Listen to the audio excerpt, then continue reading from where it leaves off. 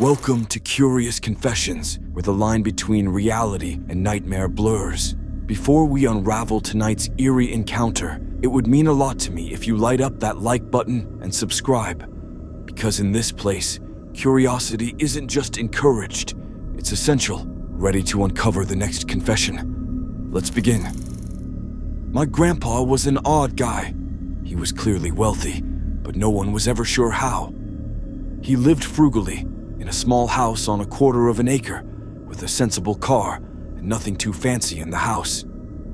If you'd driven past it, you would have assumed some old-timer on a pension was just moldering away his golden years there, and you would have been right in some ways. Where he showed his wealth was in his generosity. Grandpa liked to give. He gave the best Christmas presents, had the best candy for Halloween, donated to charities, and liked to see people happy. If you asked him how he could afford to be so generous, however, he would always just wink and say he had his way. Not even my grandmother knew where his money came from, and they were married for 50 years. So when he died, we all wondered who would inherit his mysterious fortune. My cousins had loved Grandpa. Grandkids always do, but the two of us had always been close. My old man hadn't even waited till I was born to go grab some milk and cigarettes, and Grandma and Grandpa had helped my mom raise me so she could go to work. I have a lot of fond memories of sitting with my grandpa and watching TV, taking walks around the neighborhood, and eating ice cream at this little shop on the corner. He would always tell me to appreciate the little things, because the smallest thing could be the one that changes my life the most. "Take this," he would say, showing me the door knocker he often carried in his pocket. I found this when I was a very young man, sifting through trash in a landfill as I looked for bottles to sell. It became my lucky charm, and it changed my life forever. Grandpa carried that door knocker for as long as I had known him, and it was pretty unique. It was a brass hand holding an apple, and it was all meticulously crafted in exhausting detail. The fingers had individual nails, the apple had a stem and leaves, and even the knuckles had wrinkles on them had been carefully worked. I couldn't believe as a young child that Grandpa had just pulled this out of a dump, but he carried it everywhere, and I suppose it did bring him luck. The funeral was beautiful, everyone there having nothing but kind words for Grandpa and his family. After the service, my 3 cousins and I were asked to come to a will reading at the lawyer's office, and Grandpa had been as generous in death as he was in life. My cousins had received a trust fund for each of them, the amount payable on their 30th birthday, with a small living expense each month. Grandpa hadn't left a trust for me, but he had left me his little house, which I was pretty glad for. Mom had recently married, and though I liked Mike a lot, it had seemed a little weird to have her adult son living in the house she was trying to make a new life in. Grandpa's old house was the perfect size for me, a college student with no real prospects of marriage in the near future. It was close enough to campus that I thought it would be ideal, but the lawyer had one more thing to give me. "Your grandfather was also very clear that I give you this," he said, handing me Grandpa's lucky charm, the brass door knocker. I thanked him, thinking I might hang it somewhere in the house in Grandpa's memory. It seemed only fitting to make a little memorial wall out of it. After all, Grandpa had loved the thing, and it had been his only constant possession for years. So, I moved in that day, taking my things and wishing my mom and stepdad goodbye as I too embarked on a new life. Over the next few days, I changed the house around a little. I hung my flat screen on the wall. I moved Grandpa's favorite chair around. I added my books to his bookshelf, and I donated his clothes and some of his other things to one of his favorite charities in town. I think Gramps would like the thought that his stuff would help people in need, and they were very thankful. A few of them offered condolences, having read about his death in the paper. Grandpa bought a lot of his stuff from Goodwill and Habitat for Humanity, but he also donated a lot, so he was well known to them. It was Friday, about 4 days after the funeral, when I noticed the knocker on the counter and remembered my plans to hang it and make a memorial wall. I didn't have anything else planned for that day, so it seemed like a fine pursuit. I hung the knocker in the living room, putting it above a little shelf where I put some candles and a picture of Granddad. I put his wallet up there too, something else he was never without, and I added a tin of Altoids, a pocket watch I had seen him wear, and a few other pictures of him. The door knocker was the centerpiece, and it all looked very nice when I got done. As I finished, I stepped back and admired it, thinking that Grandpa would have liked it too. That night was the first time I heard the knocking. I was lying in bed, doing some doom scrolling before I went to sleep, when suddenly I heard a loud thump from the living room. I took out my earbud and listened, wondering if something had fallen over, or maybe someone was at the door. But I didn't hear anything. I shrugged, thinking it had been my imagination, but just before I could slip the earbud back in, I heard it again. 3 long booms from the living room, and then silence. I got up, wondering who would be knocking on my door at this time of night. I went to the front door and looked out the peephole. I opened the door to see if someone was joking around, but there was no one there. The front porch was empty, and Grandpa didn't have bushes or anything to hide behind. The kid, or whoever, would have to be the freaking Flash to make it off the porch without being seen, and I closed the door and started to go back to bed. I had come to the hallway that led there when I heard it again. 3 long booms, and then silence. I turned back, looking at the door, but there was nothing. The knocking hadn't come from the door, I would have been able to tell. No, it had come from the living room. I glanced around, looking for someone at a window, or maybe the rattle of a woodpecker on the eaves, but there was nothing. I decided to just go to bed and try to make sense of it later, but that wasn't the last time I heard it. I heard the knocking a couple of times over the weekend, but I could never quite nail down where it was coming from. It was always either 1, 2, or 3 knocks, followed by a 10-second pause, and then the same number of knocks before it stopped. By Monday, I was pulling my hair out, wondering if it was the pipes or something in the walls, and then finally I caught it. I had found a wedding picture of my grandparents sitting in a desk drawer, something Grandpa had probably put away so he wouldn't miss her, and decided it would look better on the shelf with his other memories. I was adding the wedding picture beside one of Gramps accepting an award for philanthropy when the knocker on the wall suddenly rattled and thumped. I jumped back, not sure what to make of it, but it thumped once, twice, 3 times, and was quiet for about 10 seconds. I had just thought it might be a fluke or something when it did it again. Thump, thump, thump, and then silence. I took it off the wall and looked for some kind of motor or something, but it was just a normal brass knocker. It happened 2 more times that day, and I was extremely curious as to what made it do it and why. I started going through Grandpa's desk, hoping for some explanation, and that's when I found the letter. It was in the middle of a ledger book addressed to me, and it wasn't even sealed, which was unlike Gramps. It was just a single page of notebook paper, and I was glad to see Grandpa's cramped handwriting speaking to me from the page.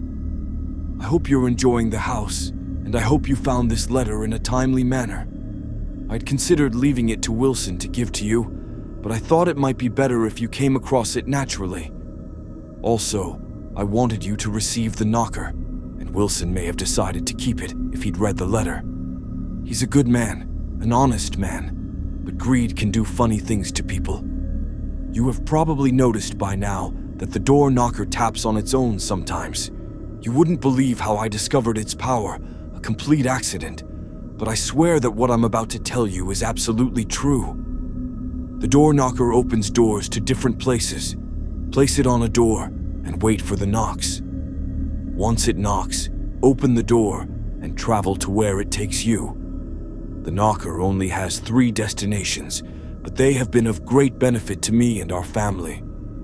When it knocks, you will have 10 seconds to open the door. The second set of knocks is the doorway closing, so it won't work if you catch it on the second set. 1 knock opens onto the treasury, a room of treasures. Coins, gems, gold, all piled to the ceiling. If anything guards it, It has never bothered me, but I'm always careful not to take too much. 2 knocks opens onto the library, a room stuffed with bookshelves. You can spend hours, days even, in this place, and time won't pass outside the door. I have learned so many things here, things lost to time, and read about things that have yet to happen. 3 knocks opens onto a void, a darkness that I dare not enter. Anything you put in here will be gone. Anything. There is no ground inside it, though, so don't walk in. I'm ashamed to say that it's where I've been putting my trash, but it's also where I hid your dog, the one I said ran away when you were very young. He died suddenly, just lay over and died, and I put him in before you woke up from your nap. I'm sorry I never told you, but you were so young when it happened that I didn't think you would mourn him for long. The knocks are never consistent, but each knock seems to come at least once a day. The 3 knocks usually come in the evening or early afternoon. 1 knock is usually in the morning or before noon, and the 2 knocks comes when it will. While you are inside, don't let the door close. I was stuck in the library for a long, long time once, and was fortunate that your uncle came along and opened the door. Time doesn't affect people the same way inside the door as it does here, so spend as much time as you want there. If you get hurt, however, you will still be injured, so be careful. You and I have always been close, and I know you and your cousins have speculated for years about my mysterious fortune. The knocker is yours to do with what you will, but always remember that money breeds difficulty, which is why I have always kept it a secret. Good luck. I love you, kiddo. I read through the note a few times, trying to make sense of it. There was no way. Grandpa had always been sharp, not real problems mentally, but this sounded like the mad ramblings of a lunatic. The knocker, however, had moved on its own. That much was true. It occurred to me that there was a way to test the rest of it, so I decided to do just that.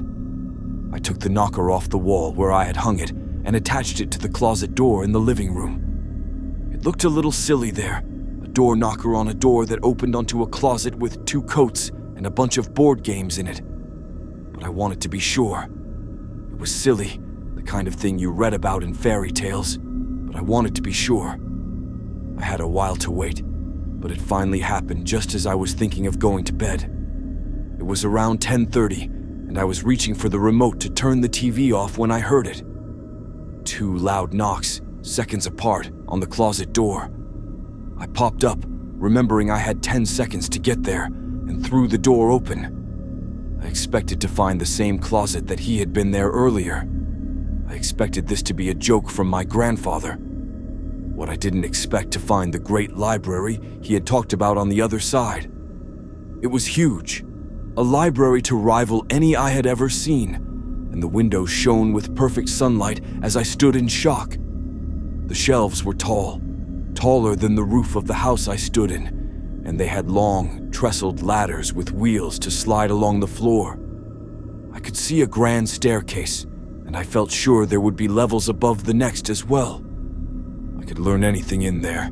I could learn everything in there. But I remembered what Grandpa had said about not getting closed inside, and looked for something to prop the door open with.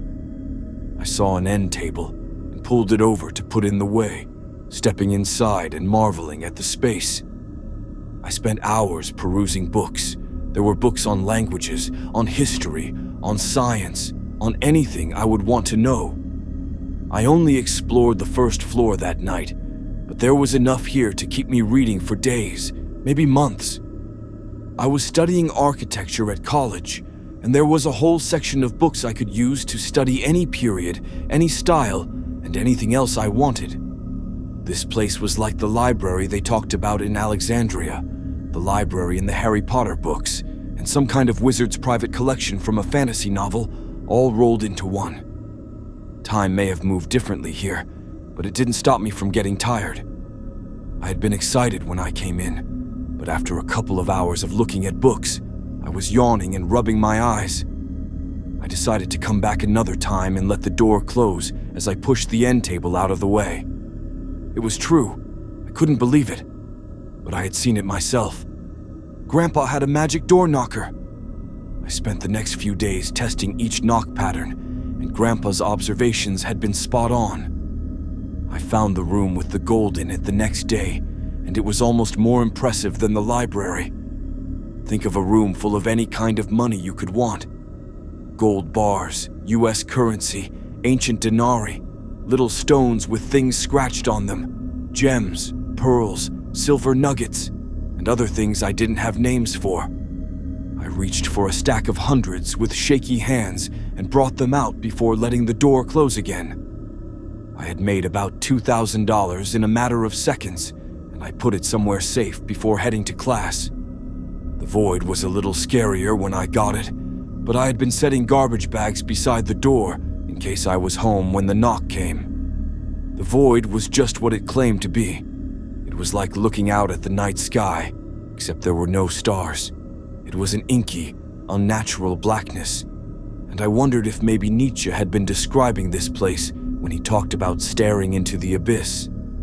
The space was utterly devoid of anything, but it seemed to crouch as well, just waiting for me to drop my guard. The bags went in, falling into a soundless, airless void before I closed the door again. It was great for a while, truly a blessing. I had all the money I needed, and whatever I took seemed to come back after I shut the door. I could take books from the library if I needed to, and anything I left on the work tables would put itself back on the shelf. I spent a lot of time in the library when I could get there, and sometimes I would wake up to find I had fallen asleep. The door never slammed shut and trapped me in there, and without anyone to come behind me and accidentally close it, I felt safe in there. I learned so much in a relatively short time, and my professors were impressed with my knowledge. I considered bringing them the books I used to gain this knowledge, but thought better of it. How would I explain it to them? A guy in his early 20s, who just happened to have a book that was probably hundreds of years old, was something that would probably gain the attention of the wrong sort of people. I was careful not to use too much of the money, careful not to spread it around too much, and careful not to show anyone the books from the library. It went well for about 4 months, but then I started getting knocks of another sort from the door. It started subtly, with little knocks and taps from time to time. I'm sure I missed a lot of them, but I would sometimes look up if I was watching TV or something, expecting to see the knocker tapping but find it silent. I started watching the door closer, seeing strange lights waft beneath it sometimes. They would skitter across the bottom, like strange shadows, and I found myself watching them more than the TV after a while. My trips to the other places were still uneventful, the landscapes the same as they had always been, but it was the times in between the knocks that I came to dread. Then, one night, something knocked back. I was brushing my teeth when I heard a familiar boom sound 3 times. I checked the clock and saw it was nearly 11, a little late for knocking, but I stuck my head out to look at the door, nonetheless. The toothbrush was still half in my mouth, and I had expected to see nothing stranger than the knocker fall back into place. Instead, something knocked again, and it wasn't the knocker. I came slowly out of the bathroom, watching as strange lights came flashing from between the cracks in the door. It was like a haunted house attraction, and I almost expected to see smoke billowing out from underneath it. The knocks were shy, almost uncertain, and I was preparing to head to my room when something hit the door hard enough to shake it in the frame. I jumped back, not sure what to make of it, and when it hit it again, I fell onto my butt and just watched it shake. Whatever was knocking was adamant about getting in, and it slammed its weight into the door again and again. The knob rattled, the door shook, and the lights flashed faster and angrier. My teeth were chattering. This had never happened before, and I was terrified that whatever it was might get through. It slammed into it again, the old wooden door cracking in the frame, and when it struck this time, I saw something break through the surface and come grabbing blindly from within. It was an arm, a long purple arm covered in scales. It thrashed around, trying to find something to grab, and the sounds from within were like bats and birds turned up to 1,000. It shivered right on the edge of hearing, and I expected my ears to start bleeding. It was looking for the knob, and I wasn't sure what would happen if it found it. Instead, it bumped into the knocker. It fell off the door. It was only held on by a couple of screws, and as it clattered onto the floor, the most hellish sound of all ripped from the hole before being cut off as suddenly as it had begun. The lights, the noise, and the banging all stopped with a suddenness that made me dizzy. I stood up, looking at the broken door, and walked slowly into the living room to see the extent of the damage. Something was bumping, but I thought maybe the arm had knocked something over. I wanted to make sure the knocker was okay, but as I came around Grandpa's old chair, I saw what was making all the noise. It was the arm that had come through the door. It was leaking black fluid all over the hardwood and flopping around like a fish. It didn't flop for long, but now I'm left with a problem. The portal only seems to open when the knocker is up, but unless it's up, I can't open it. I wonder if this is why my grandpa kept it with him so often. Did he, perhaps, have a visitor one night when he least expected it? For now, I'm keeping the knocker in my bedside table, but even as I lay here writing this, I can hear it bump against the wood every now and again. The money will eventually run out. That, or my curiosity to learn, will get the better of me, and I'll hang the knocker again. But I think for now, I'll let it sit. No need to invite trouble if I don't have to.